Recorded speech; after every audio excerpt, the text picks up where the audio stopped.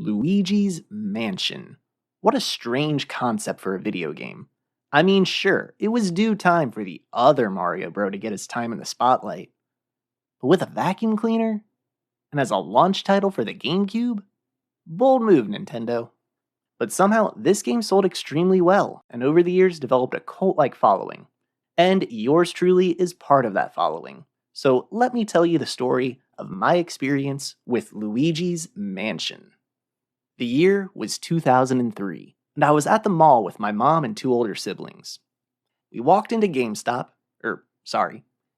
Games, rest in peace, to pick up our very own Nintendo Gamecube, as well as 3 games for our new system: Sonic Mega Collection, Sonic Adventure, DX, Director's Cut, The Game, and of course, Luigi's Mansion. Now, the Sonic games were obvious choices for my sister and I. Luigi's Mansion, that was more on the insistence of my brother. I don't know if he had played it before or what, but I didn't care. I was 7. A new toy is a new toy. So, as a 7-year-old, what do I remember from Luigi's Mansion? Chauncey the baby. I remember my brother fighting him while I was just hiding behind the couch, taking a peek every now and again because I was too scared to watch. Again, I was 7. Ghosts are scary to a 7-year-old, especially angry ghost babies. What I remember more distinctly is our copy of Luigi's Mansion sitting in the game drawer for the next 4 years untouched. As my brother had moved out, my sister was off to college, and I only knew it as Game with Scary Ghost Baby, Don't Touch. But I was 11 at this point. I wasn't going to be scared by some Nintendo game. I was going to be brave and face the gut-wrenching horror that was Luigi's Mansion.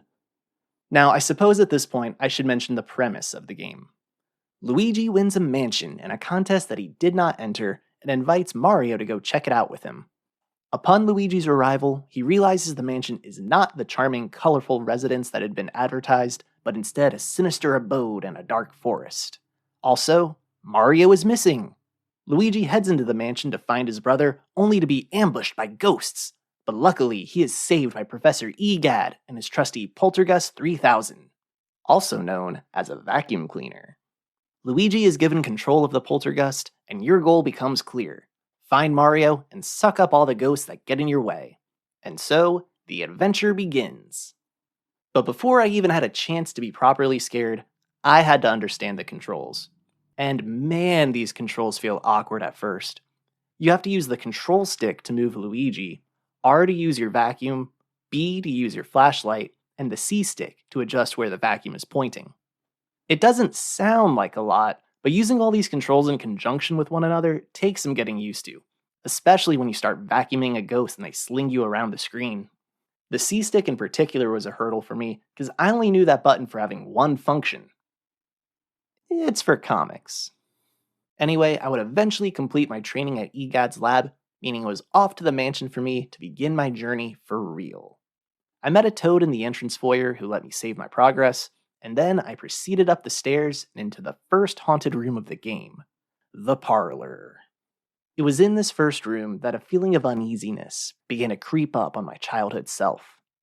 The room was completely dark, save for a few candles that helped to illuminate the portrait of a man with a really large nose. All the furniture lay perfectly still, and wait, hold up. Where are the ghosts? I remember opening up every cabinet in the room and bumping into every piece of furniture just to make something happen. But nope, no ghost jumped out. It's funny, my mentality had shifted from one of apprehension to boldness so quickly. I was ready to face these ghosts. It eventually dawned on me that I might need to use my vacuum to blow out those candles by the portrait. And just like that, all the uneasiness that had dissipated from my mind was back in full force. Truthfully, I wasn't scared of the ghosts, but rather my inability to deal with them. I really struggled with the controls in the training room, so I knew that I was in for a battle. But I wasn't about to quit here. I took that step of courage and blew out those candles. So did the ghosts appear? Nope. Instead, the music gets all eerie, and a cutscene plays out where the portraits in the room come to life and taunt you. For about the next minute, the music grows louder and louder as the portraits continue to hurl taunts your way, even revealing that they're the ones behind Mario's disappearance. As the music reaches its climax, the cutscene ends, and ghosts descend upon you. But you just vacuum them all up, the lights turn on, and you're safe at last. Looking back on it, that whole sequence was awesome. It's definitely most effective on your first playthrough of the game, and especially if you're playing as a child. But what that build-up and subsequent alleviation of tension did to me as a kid was pivotal to my enjoyment of the game. Once those lights turned on, I felt a wave of relief wash over me. Hey, that wasn't so bad. There's nothing to be scared about. Come to think of it, this part of Luigi's Mansion operates in the same manner to good horror films or TV, albeit with a younger audience in mind. The dim lighting, the chilling music, the buildup of tension, it all creates a sense of fear of the unknown in the mind of the player. Once you see the ghosts, that fear goes away and is replaced with a fight for survival. Again, this is all more true for a younger audience. Luigi's Mansion is a cartoony, family-friendly game, but you know how kids are. Imaginations run wild with them young fellers, yeehaw. So after clearing that first room, I was gifted with a key to unlock another room in the mansion, thus setting up the primary gameplay loop of the game. Enter a room, vacuum up all the ghosts, gain access to a new room, rinse and repeat. What really makes this loop fun is the introduction of portrait ghosts. These are unique ghosts with more health than the common ghouls you'll encounter, and each one brings a different challenge or puzzle to the table before you can vacuum them up. I loved encountering these portrait ghosts. Every time I got a key to a new room, I would get so excited to see who I would encounter. It could be a weightlifter, or a friendly fortune teller, or a nanny that shoots lasers out of her eyes, or Jarvis. I also really enjoyed seeing the theme of each room, as there's about 50 or so rooms to explore in the mansion. Sure, you have your standard stuff like kitchens and bedrooms, but as the game goes on, there are some really cool places, like a music conservatory, a ceramic studio, and a safari room. Even the mansion's roof is accessible, which made me really excited as a kid for some reason. Clearly, all my previous fears had gone away. Instead of exploring the mansion with the thought of, oh gosh, what's going to be around the next corner? I was thinking, oh boy, I wonder what's around that next corner. There's a real sense of satisfaction to progression in Luigi's Mansion, which is fueled in part by the map screen.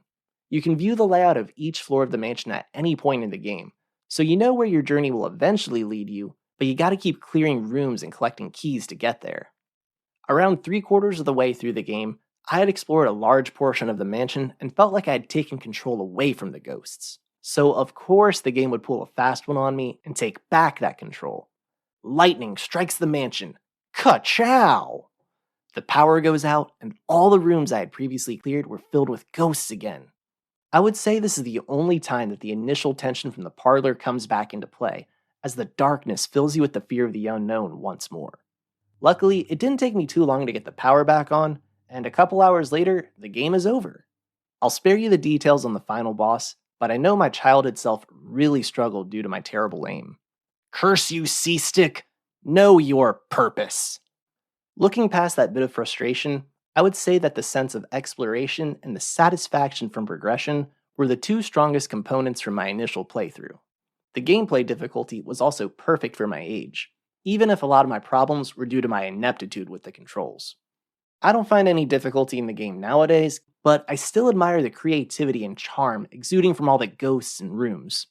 Leave it to Nintendo to create a game centered around using a vacuum cleaner and find so many interesting ways to use that vacuum cleaner on the environment. I completely forgot to mention that your vacuum gains elemental powers. Yeah, you heard me right. Your vacuum becomes a firebender, and a waterbender, and an ice bender, which is still water, but it's a solid, so yeah, you're the Avatar.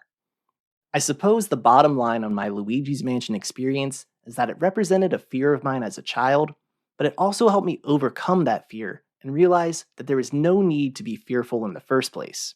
Seriously, Luigi's Mansion is so charming. What was I afraid of? Chauncey the baby? I defeated him on my first attempt.